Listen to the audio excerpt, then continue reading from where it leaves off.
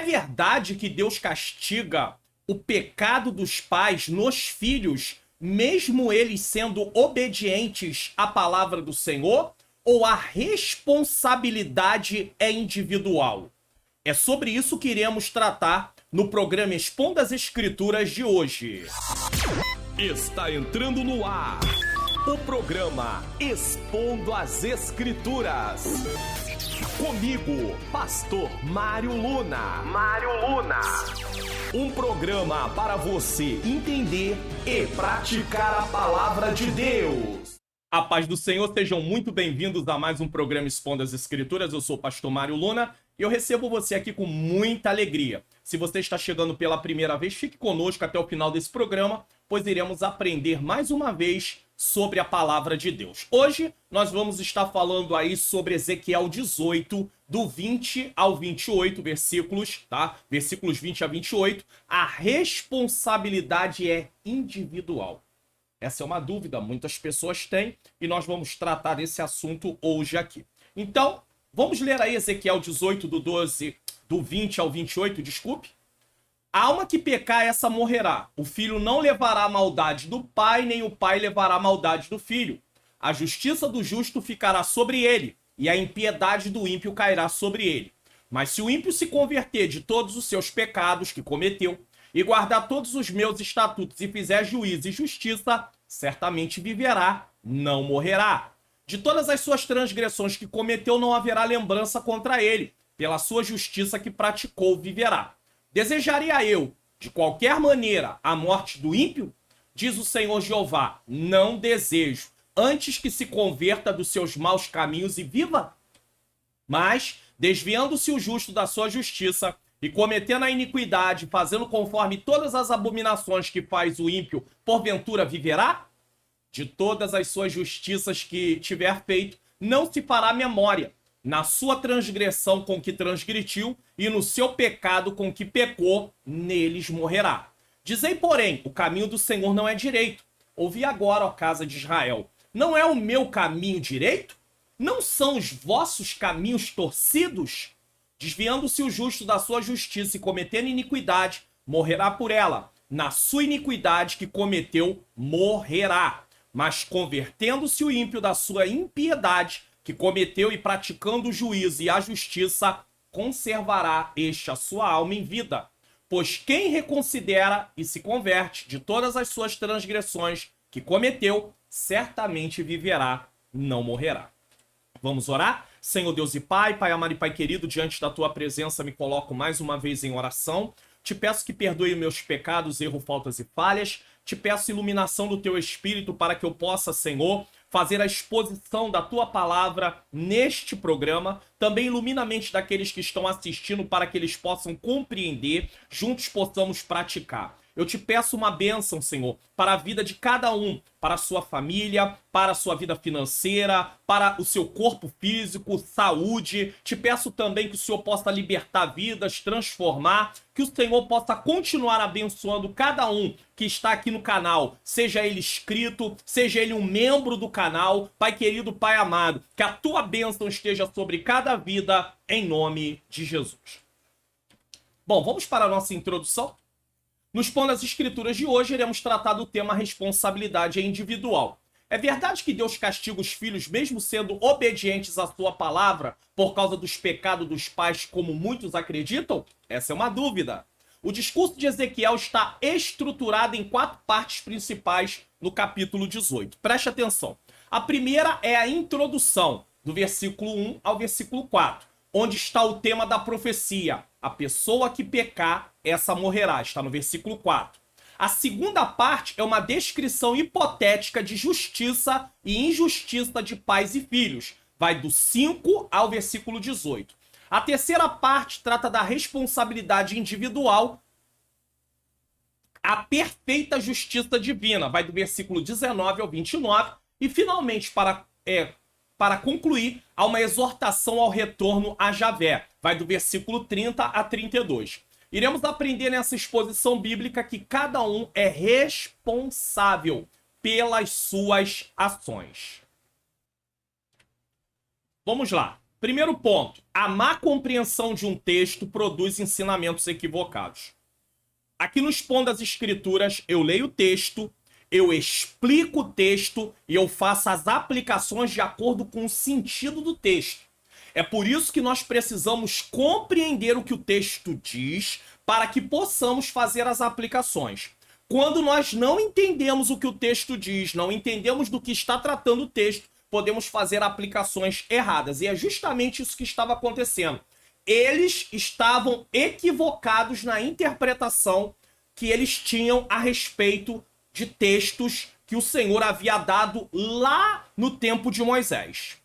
Ezequiel 18, versículo 2 e 3, na Almeida Revista Atualizada, diz: Que tendes vós, vós que acerca da terra de Israel, proferis este provérbio, dizendo: Os pais comeram uvas verdes e os dentes dos filhos é que se embrotaram? É uma pergunta.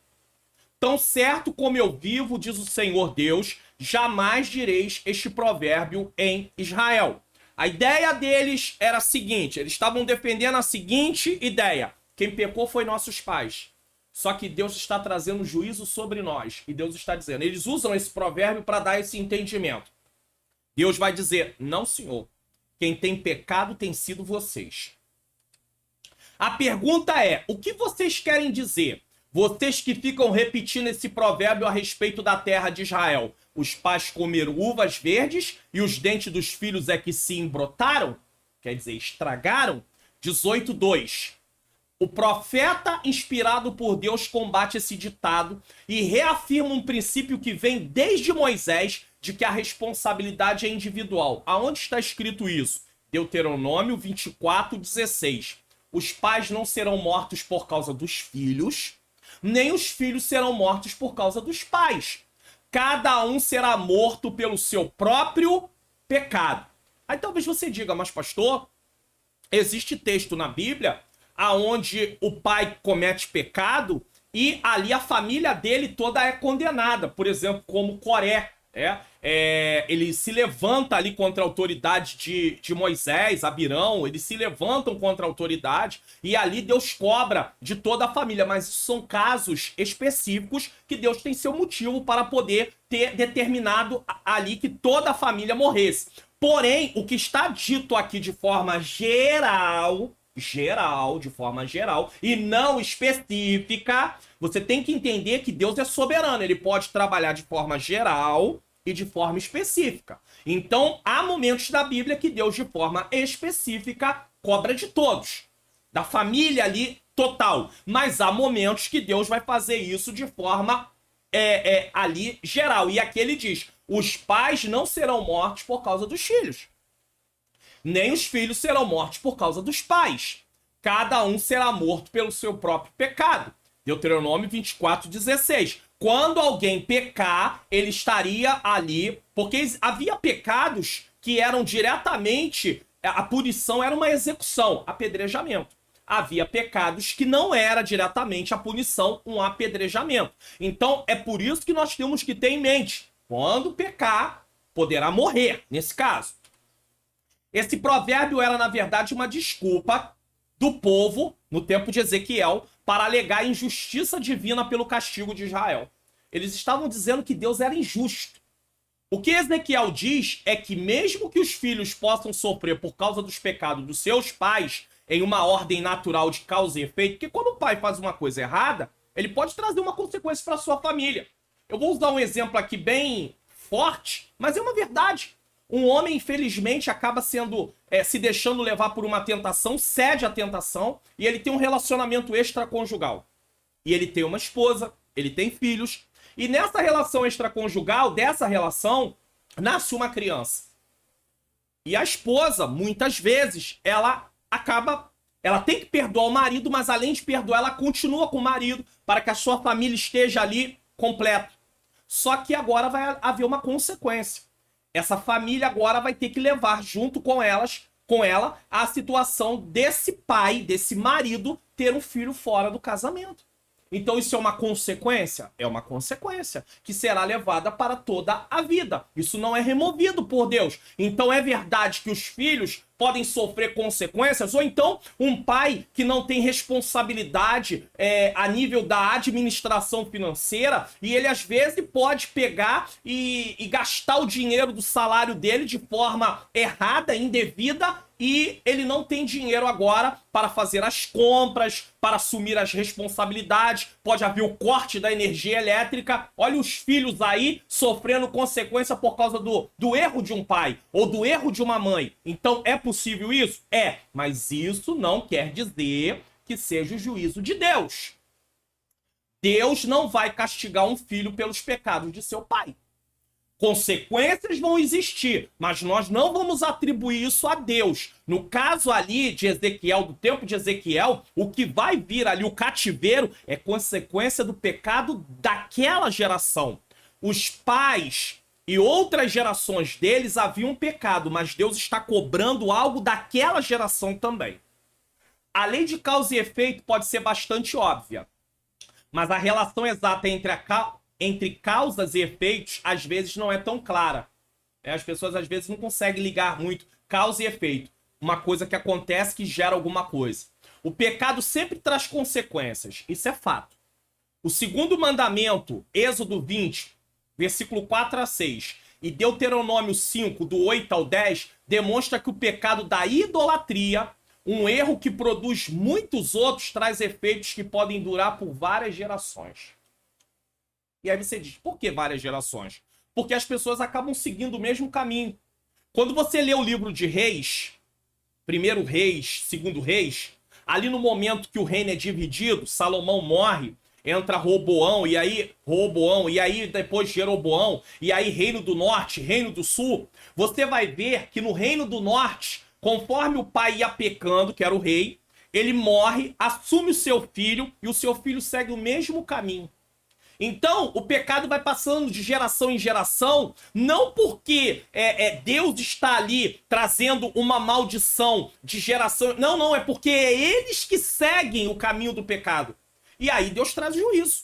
É verdade? Mas não é Deus cobrando dos filhos o erro do pai. Deus está cobrando dos filhos o erro dos filhos. Então você pode ler lá o livro de Reis que você vai ver isso várias vezes. Então, o pecado vai passando de geração em geração, porque eles vão repetindo os mesmos pecados. Todavia, Ezequiel deveria lembrar o povo de que as adversidades oriundas dos pecados de seus ancestrais não substituíam o julgamento pelos pecados de cada indivíduo. Então, uma coisa eram os pecados que vinham se acumulando, outra coisa era o que eles estavam praticando naquela época. O sofrimento trazido pelas ofensas de outros não dava aos israelitas o direito de permanecer no pecado. Então eles não podiam dizer assim, não, vamos continuar no pecado. Não, de forma nenhuma. Eles tinham que abandonar. Você precisa entender o seguinte, quando um pai erra, ele pode trazer consequência para a casa dele. E aí os filhos são atingidos, a esposa é atingida. Aí por causa do sofrimento, os filhos podem dizer assim, a gente já está debaixo de sofrimento mesmo, então a gente não quer nem saber das coisas de Deus. De forma nenhuma. Não é porque eles estão sofrendo consequência, não de juízo de Deus, mas consequência do pecado de um pai, ou de alguém da sua família, que ele vai usar isso como pretexto para viver uma vida no pecado. Dessa forma, Deus proíbe ser dito isto, pois ele retribui e pune apenas os culpados. 2. Deus corrige o entendimento errado do seu povo. 1. A responsabilidade é pessoal. A alma que pecar, essa morrerá. Tá aqui. O filho não levará a maldade do pai, nem o pai levará a maldade do filho. A justiça do justo ficará sobre ele, não será imputada sobre outra pessoa. E a impiedade do ímpio cairá sobre ele. Então Deus não vai pegar a impiedade do ímpio e jogar sobre outra pessoa. E Deus não vai pegar a justiça do justo e jogar sobre outra pessoa. Cada um responderá por suas próprias atitudes.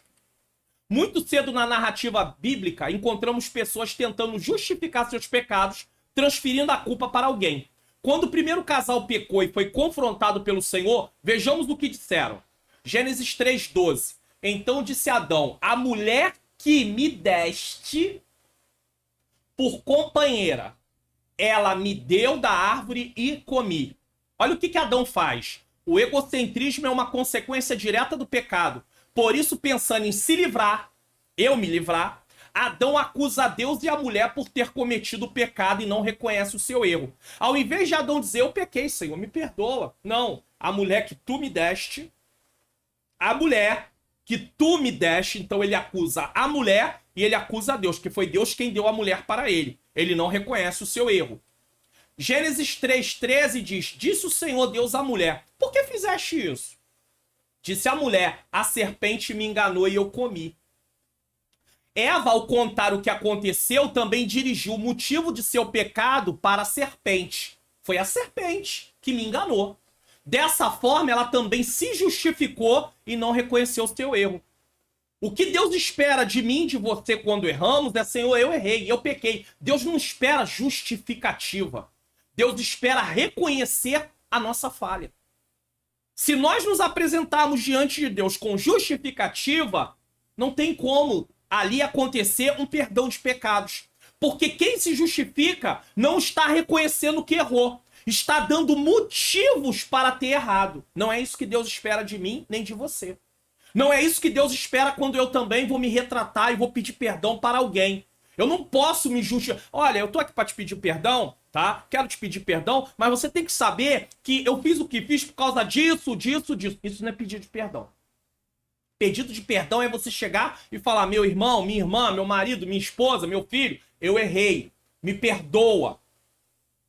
Eu quero não fazer mais isso, eu não quero repetir mais isso. Mas se você chegar com um pedido de perdão junto com um monte de justificativa, então o seu pedido de perdão passa a perder todo o valor. Porque você, na verdade, não está pedindo perdão, você está se justificando. Da mesma maneira, usando o exemplo de Adão e de Eva, da mesma maneira havia no meio do povo, no tempo de Ezequiel, quem estava culpando a Deus de injustiça por causa de tudo que estava acontecendo. Porque, em outras palavras, Adão disse, eu só pequei porque você me deu essa mulher, Senhor. Se não tivesse o Senhor me dado essa mulher, eu não teria pecado. Se não tivesse essa serpente, eu não teria pecado. Só que a responsabilidade é individual. Eles usaram mal o seu direito de escolha. Eles escolheram da forma errada, eles escolheram errar, pecar contra Deus, transgredir o mandamento. Então, eles usaram a sua liberdade de escolha de forma errada. É o que está acontecendo no tempo de Ezequiel. Eles usavam como desculpa que Deus estava trazendo sobre eles um juízo pelos pecados de suas gerações passadas, mas Deus deixa claro algumas coisas nesse versículo. Vamos lá? A morte é para quem pecar. Está bem claro nesse versículo, de número 20. Nem pai e nem filho serão responsáveis pelos pecados um dos outros. Um pai, pela vida de justiça, não pode livrar o filho pecador, e nem um filho que tem uma vida de justiça pode livrar um pai pecador. Por fim, aquele que vive na impiedade receberá as consequências de seus pecados e ninguém o poderá livrar, se ele continuar nessa injustiça até o final de sua vida. Então não existe isso. Deus trará, o acerto de contas virá de acordo com o que você praticou e não de acordo com o que o seu pai praticou. Ele responderá por ele, você responderá por você, seu filho responderá por ele, cada um responderá por si. Agora, é claro, eu como pai tenho responsabilidade de ensinar os meus filhos no caminho que deve andar. Você como pai tem a responsabilidade. Mas se o seu filho, por não ter recebido o ensinamento, ele vier a pecar, mesmo assim ele é responsável pelo pecado dele. Ainda que uma das consequências dele ter, uma das causas dele ter seguido esse caminho, foi não aprender, só que ele não tem como desculpa, porque ele poderia ter aprendido depois que se tornou adulto, por sua própria conta. Bom, você deseja baixar o PDF desse Expondo as Escrituras ou de qualquer outro vídeo? Preste atenção nesse aviso.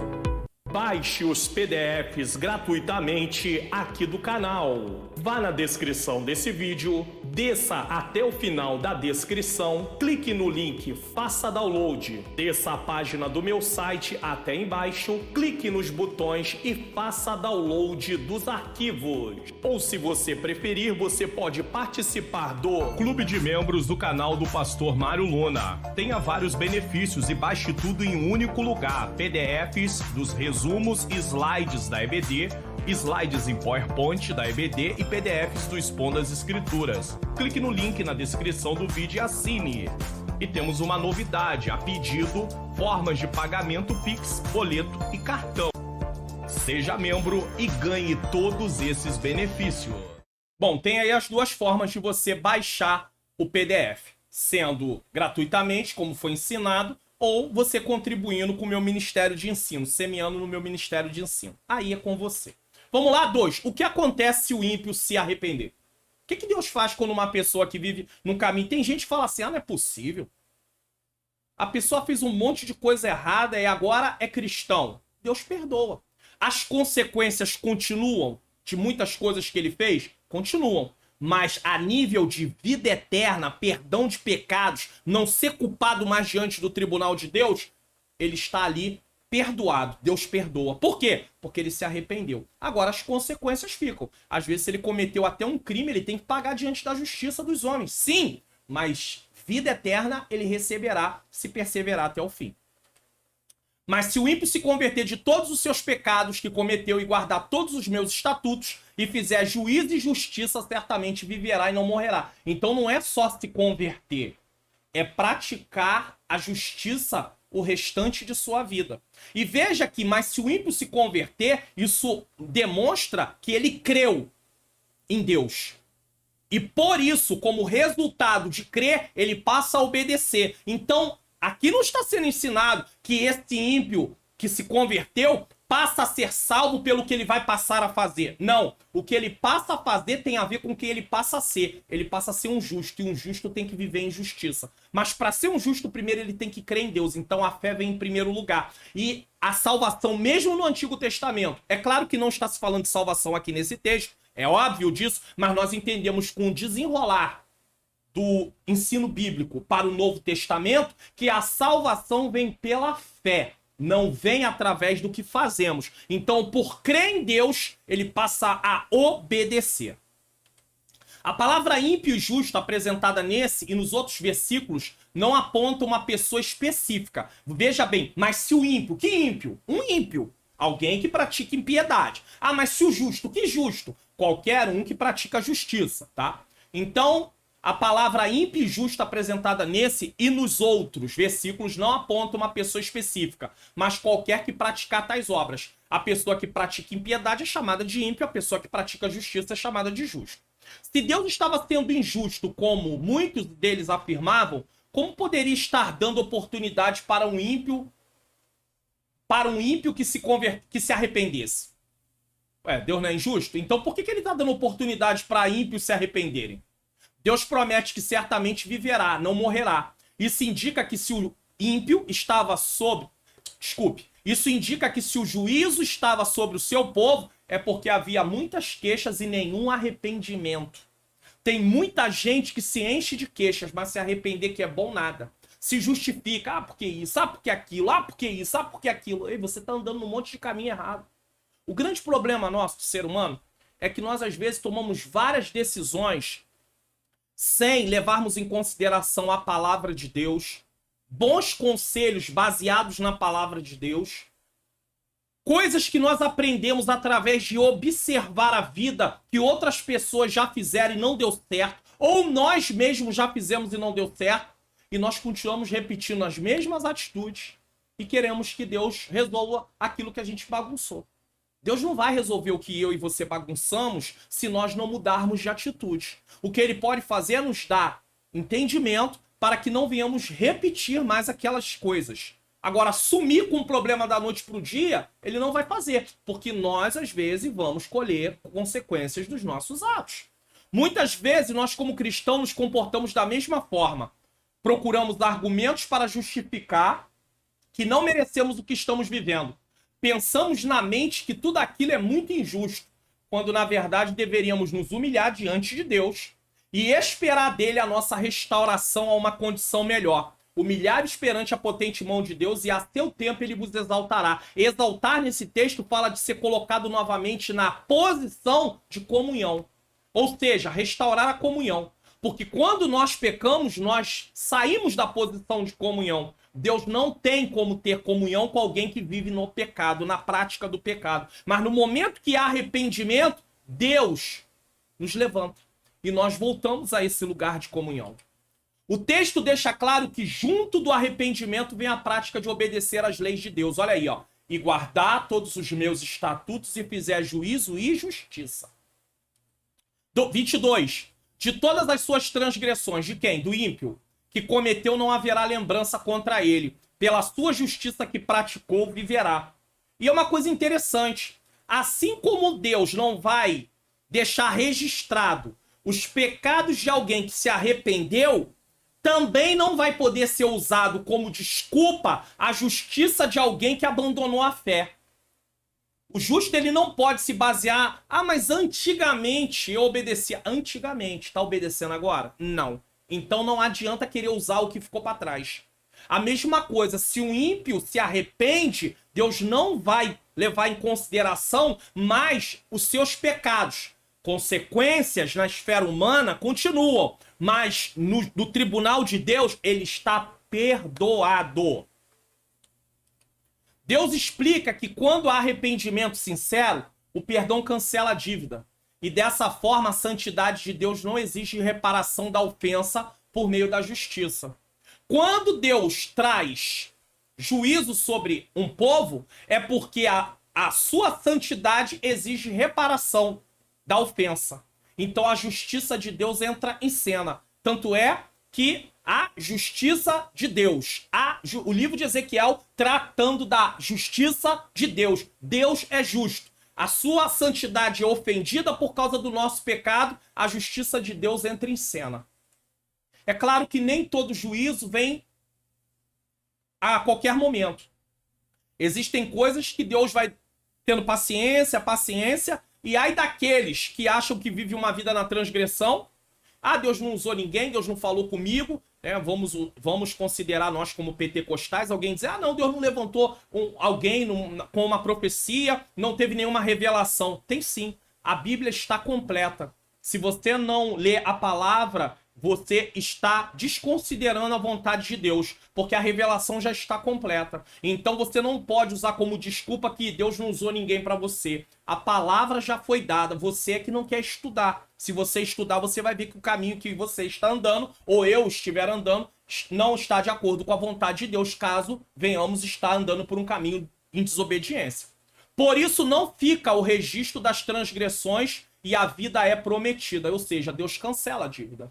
Então não tem mais ali o registro das transgressões. Para Deus toda hora olhar e falar assim, ah, você, Mário Luna, ó, você fazia isso. Não, Deus não faz isso não é dessa maneira não. Agora, nós nos lembramos da vida que tínhamos e isso nos dá gratidão. Somos gratos a Deus dizer, Deus, como pode? Eu andava por caminhos terríveis e o Senhor me salvou. Eu te amo, Senhor. Ninguém faria por mim o que o Senhor fez. Então, a única coisa que vai servir o caminho que você andou é para você dizer quão grande és tu. Porque quanto maior for o nosso pecado, maior deve ser o nosso amor, a nossa gratidão a Deus. Falar, meu Deus, quanto que eu errei, mas o Senhor mesmo assim me recebeu. Que Deus maravilhoso. Entendemos que a vida aqui, né, essa questão aqui, que diz assim, ó, pela sua justiça que praticou, viverá. Entenda aqui, ó. Entendemos que a vida aqui, a princípio, trata da vida física. Ezequiel não está tratando de vida eterna, é claro. Pois a desobediência a Deus poderia atrair um juízo direto contra a pessoa. Poderia ser uma causa até de ser apedrejado e tudo, morreria, né, fisicamente ali. Mas, avançando pela Bíblia, entendemos que essa vida para aqueles que estão em Cristo se estende para o quê? Vida eterna. Ezequiel está tratando de vida eterna? Não. Mas a palavra como um todo vai mostrar que aquele que vive na obediência, por causa da sua fé em Cristo, tem direito à vida eterna. Ele não tem vida eterna por causa do que ele faz. Ele tem vida eterna por causa do que Jesus fez. Mas viver em obediência a Deus faz parte de quem ele passou a ser em Cristo, uma nova criatura. Dessa forma, a vida eterna não é consequência de uma vida de obediência a Deus. O motivo da vida eterna não é você obedecer a Deus, pois a salvação vem por meio do sacrifício de Jesus. O motivo é Jesus ter morrido na cruz. Porém, uma vida de justiça é resultado de quem somos agora em Cristo, salvos e filhos de Deus. Eu não pratico boas obras para ser salvo. Eu pratico boas obras porque sou salvo. É diferente. Praticar boas obras não me dá salvação. Eu pratico boas obras porque recebi salvação. Primeiro eu recebi a salvação. E agora eu vivo de acordo com a vida de um salvo. Ah, pastor, mas tem gente que pode abrir mão da salvação porque abre mão da sua fé. É verdade? É verdade. Aí ele volta a praticar mais obras. É verdade? Sim. Mas isso é porque ele deixou de crer no Filho de Deus. Agora, não tem como eu ser um salvo se eu pratico mais obras.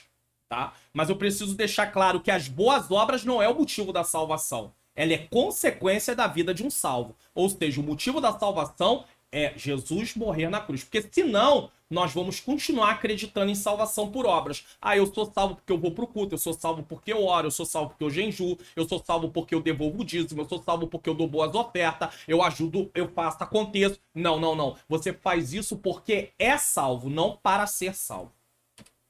23. Desejaria eu, de qualquer maneira, a morte do ímpio? Deus está perguntando. Diz o Senhor Jeová, não desejo antes que se converta dos seus caminhos e viva? Deus está perguntando, eu desejo que o ímpio morra? Eu desejo que ele se converta? Não é o meu desejo que ele se converta? E aqui, esse texto bate frontalmente com uma teologia que tem nos nossos dias. Fatalista, que ensina que Deus criou uns para a salvação e outros para a perdição.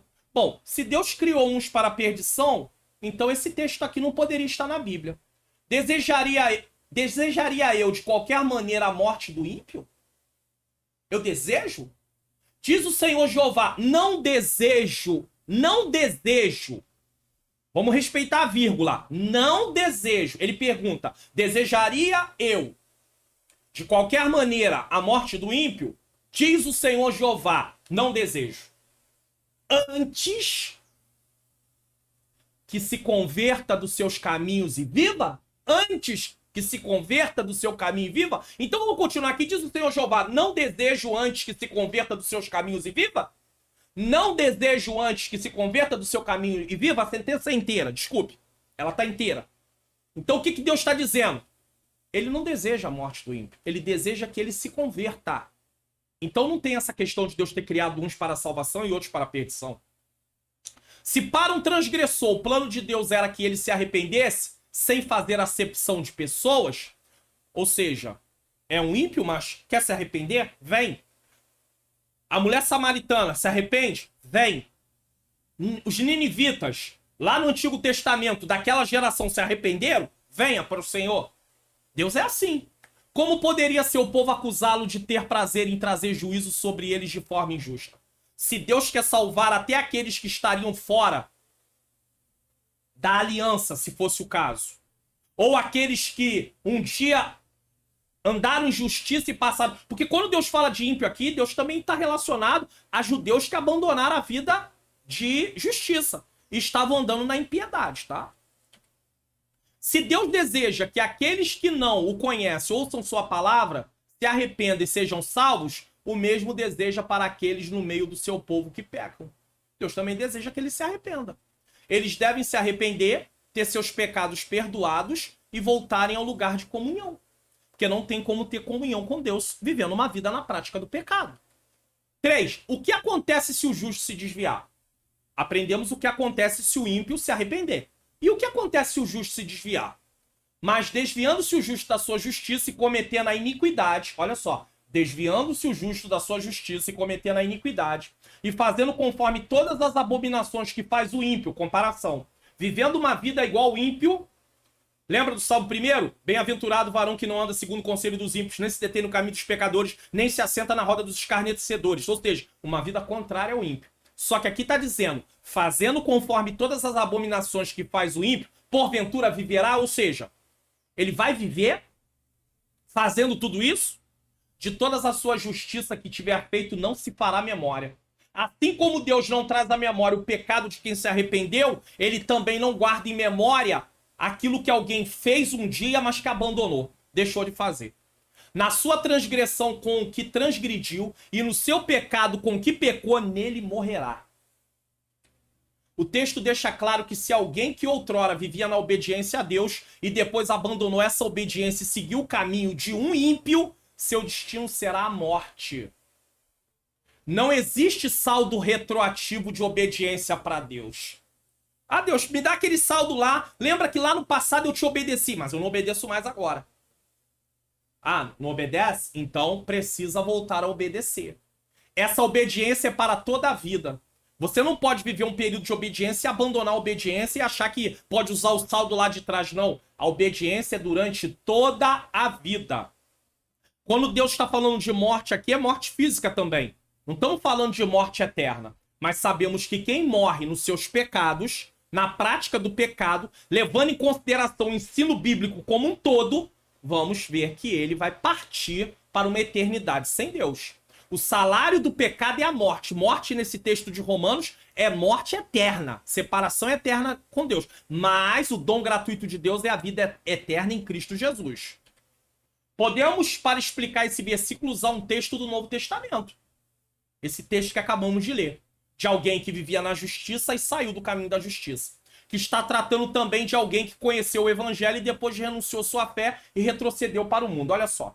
2 Pedro 2, 20 a 22. Vamos ler na NVT?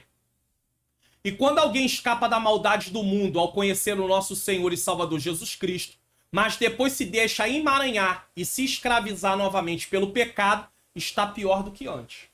Porque primeiro ele conhece a verdade, agora ele retorna, ele retrocede. Teria sido melhor nunca haver conhecido o caminho da justiça do que, conhecendo, rejeitar a ordem recebida para viver de modo santo. Tá vendo?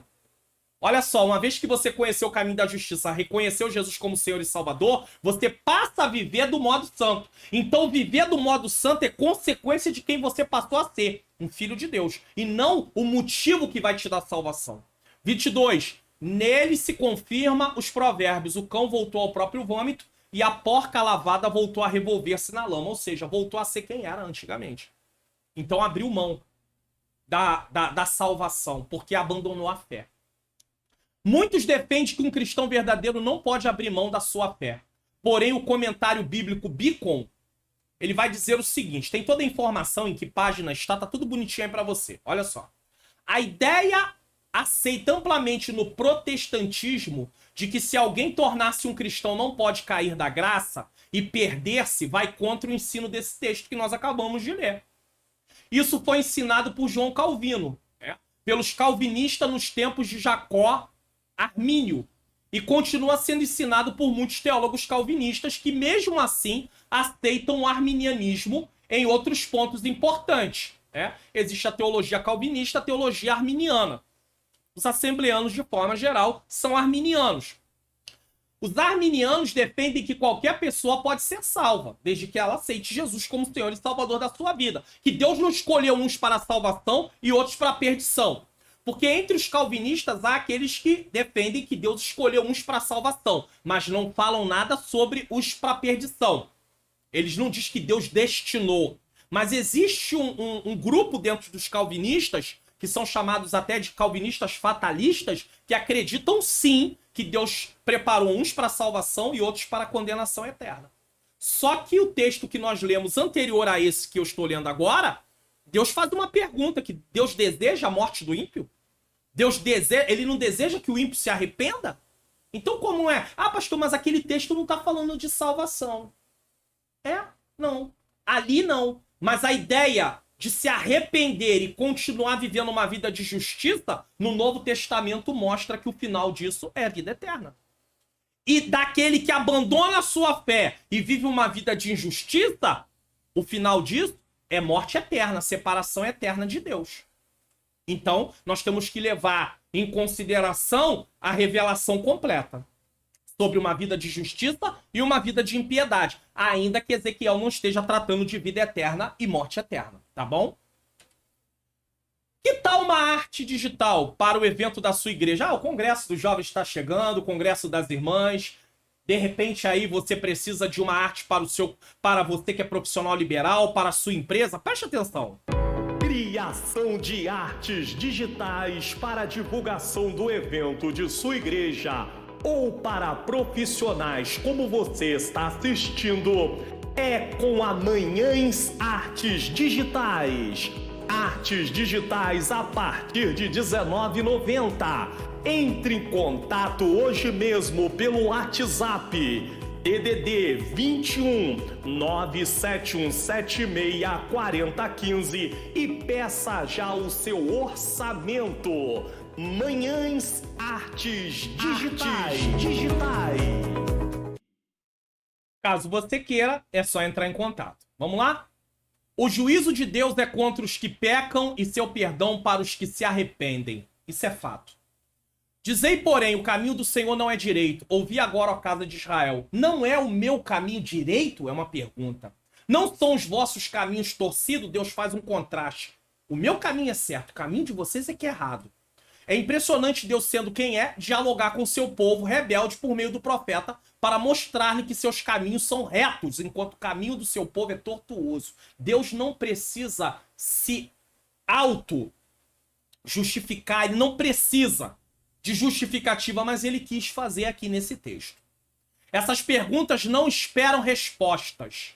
É o que chamamos de perguntas retóricas. O que é isso, pastor? Na verdade, são afirmações. Pois é óbvio que Deus está certo e o povo está errado. Pergunta retórica não necessita de resposta. Ela vem em forma de algo que já é evidente, né? É evidente que o caminho de Deus é certo e o caminho do povo é errado.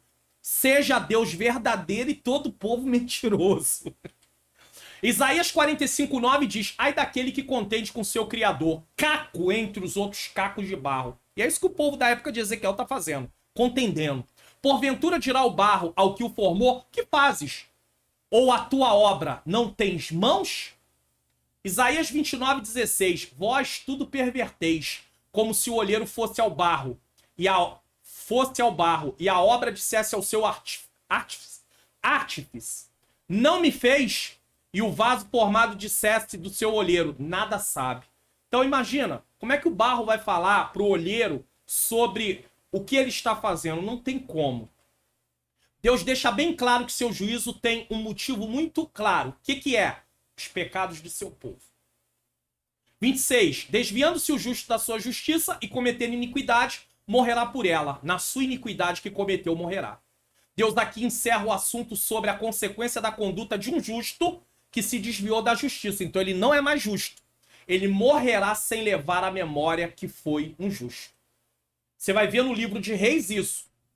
Fez o que era mal diante do Senhor. Foi recolhido entre os seus pais e fez o que era mal diante do Senhor. Qual é a última lembrança daquele rei? Fez o que era mal diante do Senhor. Qual é a lembrança de um justo que abandonou o caminho do Senhor? Estava desviado. Abandonou a presença de Deus. 27. Mas convertendo-se o ímpio da sua impiedade que cometeu e praticando o juízo e a justiça, conservará este a sua alma em vida. Conservará este a sua alma em vida. Ou seja, não viria nenhum castigo sobre ele. Não teria nem nada que viesse contra a sua vida. Isso aqui não impede, irmãos. Olha só, preste atenção. Isso aqui não impede. Salomão vai dizer que nos seus dias viu justos morrendo prematuramente e viu ímpios tendo dias prolongados. Veja bem, o que está sendo ensinado aqui é que sobre a vida de alguém que antigamente fazia impiedade e agora anda em justiça, o juízo de Deus não está sobre essa vida. Não virá sobre essa vida. Ainda que ele não tenha uma vida física longa. Ele pode morrer com pouca idade. Isso não quer dizer que foi o juízo de Deus, isso é um engano. Às vezes uma pessoa falece aí com 50, 55, 40, 30. Ah, foi juízo de Deus. Você não pode dizer isso. Deus sabe, nós não sabemos. Tá? Tem que ter muito cuidado. Da mesma forma, o ímpio que se arrepender e praticar a justiça terá sua vida abençoada. Porque agora ele é um justo, ele não é mais um ímpio. 28. Pois quem reconsidera e se converte de todas as suas transgressões que cometeu, certamente viverá e não morrerá. O que é reconsiderar? É pensar sobre a vida que está levando e falar: isso não é a vida que Deus quer para mim. Só que não é isso que o povo de Israel está fazendo no tempo de Ezequiel. O reino do sul, na verdade, Judá, aquela parte que estava já lá no cativeiro, não é isso que eles estão fazendo. Eles estão dizendo, é injustiça Deus ter trazido o cativeiro sobre nós. Quem pecou foi nossos pais. Quem pecou foi eles. Os pais também pecaram, mas eles também pecaram. Tá? Por fim, fica muito claro o ensinamento desse texto. O homem pode ter tido um passado no pecado. No momento que ouvir, crer e se arrepender de seus pecados, receberá o perdão e viverá. E apesar da vida aqui falar de uma vida física, tô batendo nessa tecla direto. No texto de Ezequiel, vida aqui é vida física. Sabemos que com o ensinamento bíblico como um todo, essa vida aponta para a vida eterna. Porque se ele vive uma vida de justiça em Cristo, ele tem o que agora? Vida eterna. Mesmo no Antigo Testamento, se ele creu em Deus, obedeceu e viveu uma vida de justiça, o que ele tem direito também? Vida eterna. Mas direito porque ele conquistou pelas suas obras? Não, porque ele creu. E a fé dele levou ele a obedecer. E ele passa a viver uma vida de acordo com quem ele é agora. Um justo em Deus, andando em justiça diante de Deus. Quando Jesus morre na cruz, o sacrifício dele abrange o Antigo Testamento. Então, quem creu e passou a obedecer a Deus, o sacrifício de Jesus dá direito a ele também à vida eterna. E a salvação, mesmo no Antigo Testamento, também é pela fé. Nunca foi por obras. Ainda que Cristo naquele tempo ainda não havia morrido, mas Deus dá um crédito antecipado e aqueles que obedeceram a ele no Antigo Testamento têm direito à vida eterna porque creram pela fé. E Jesus morre e eles estão perdoados dos seus pecados e vida eterna para eles também. Conclusão, chegamos à conclusão do nosso Expondo as Escrituras de hoje. Deus deixou algo bem claro para o seu povo daquela época e também para nós. Podemos sofrer com os erros de outras pessoas, sofrer uma coisa, tá? Mas seremos julgados pelos nossos próprios erros. Então, uma esposa pode sofrer por atitudes erradas de um marido. O marido pode sofrer por atitudes erradas de uma esposa. Filhos podem sofrer por atitudes erradas de pais. Agora, o julgamento de Deus só vem por causa dos nossos próprios erros, não por causa dos erros dos outros. Eu vos julgarei a cada um conforme os seus caminhos, ó casa de Israel. Cada um, julgamento individual. Ezequiel 18, 30. Por isso que a responsabilidade é individual. Qual deve ser a nossa reação? Vinde e convertei-vos de todas as vossas transgressões. É um chamado ao arrependimento. Deus conversa com eles, mostra para eles que não está sendo injusto e ainda dá uma oportunidade que eles se arrependam. Isso produz um coração novo e um espírito novo. Ezequiel 18, 31. E coração novo e espírito novo só através de Cristo Jesus. E Israel, o Israel mesmo, só depois da tribulação, dentro da nossa visão escatológica, que vai reconhecer Jesus como Messias, pois eles vão clamar e no momento de maior aperto, Jesus virá para salvá-los. Mas isso aí já é um outro assunto. Talvez a evidência mais clara da nossa natureza humana, pecaminosa, seja a facilidade de culparmos outras pessoas quando, na verdade, devemos examinar no íntimo e lembrar que temos de prestar contas a Deus. Você vai prestar contas a Deus, eu vou prestar contas a Deus. Como está a sua vida e a minha vida diante de Deus? A mensagem divina para nós continua ressoando. A mesma que veio no tempo de Ezequiel continua para todos nós nos dias de hoje. Convertei-vos, pois, e vivei. E sabendo da revelação como um todo, esse vivei não é só vida física, mas é vida eterna. E aí? A responsabilidade é pessoal. Vai continuar culpando as coisas que estão acontecendo na sua vida e as coisas erradas que você está fazendo por causa dos outros? E aí você está dizendo, eu estou sofrendo por causa dos outros? Pode estar passando por algum tipo de sofrimento por causa de alguém que fez alguma coisa assim. Mas julgamento de Deus nós só vamos sofrer por causa daquilo que nós fizemos. Não do que o pai, mãe, irmão, marido, esposa fez. Esquece isso, porque a Bíblia não dá nenhum respaldo para isso. Vamos espiar o que iremos assistir no próximo programa? Expondo as Escrituras, o bom pastor e os pastores infiéis. Vai ser sério, em Ezequiel 34 a coisa fica estreita. Bom, deixa eu dar mais esse último aviso aqui.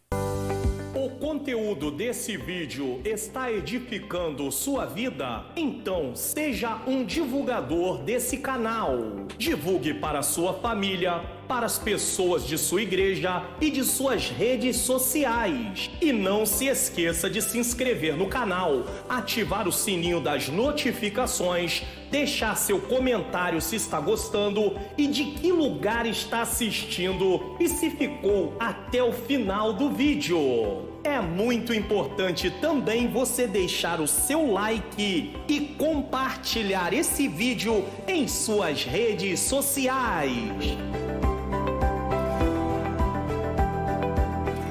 Então não deixe de divulgar, não foi bênção para a sua vida? Outras pessoas precisam, sua família, seja um divulgador, divulgue, propague a palavra do Senhor Jesus, mas também se inscreva, ative o sininho das notificações e mais, não deixe de deixar o comentário de que lugar está assistindo, dentro do Brasil, fora do Brasil, o que você achou dessa exposição? Fale, nós estamos aqui para receber também o seu comentário. Vamos orar, agradecer a Deus? Senhor Deus e Pai, eu quero te agradecer, muito obrigado por mais esse Expondo as Escrituras. Até aqui nos ajudou o Senhor.